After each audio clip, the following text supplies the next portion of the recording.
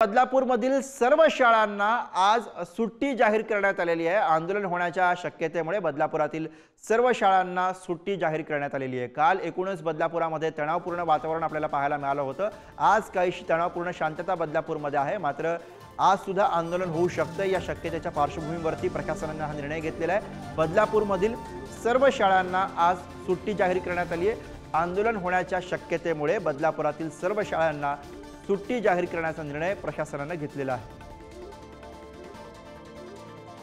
बदलापुरामध्ये आज तणावपूर्ण शांतता आपल्याला पाहायला मिळते। काल मोठ्या संख्येने जमाव बदलापूरमध्ये आक्रमक झालेला होता। बदलापूर स्टेशन परिसर असेल किंवा मग बदलापुरातल्या रस्त्यावरती सुद्धा हे आंदोलन आपल्याला बघायला मिळालं होतं आणि त्या पार्श्वभूमीवरती आज पोलीस आणि प्रशासन आपल्याला अलर्ट मोडवरती दिसतात आणि याच विषयी आपण अधिक माहिती घेऊया। प्रतिनिधी निकेश शार्दूल सध्या आपल्या सोबत आहेत। निकेश, बदलापूरमधल्या सगळ्या शाळांना आज सुट्ट्या देण्याचा निर्णय। नक्कीच गुरु, काल बदलापूरमध्ये संपूर्ण तणावपूर्ण वातावरण पाहायला मिळालं। त्यानंतर आता पोलीस आणि प्रशासन अलर्ट मोडवरती आलेलं पाहायला मिळतोय।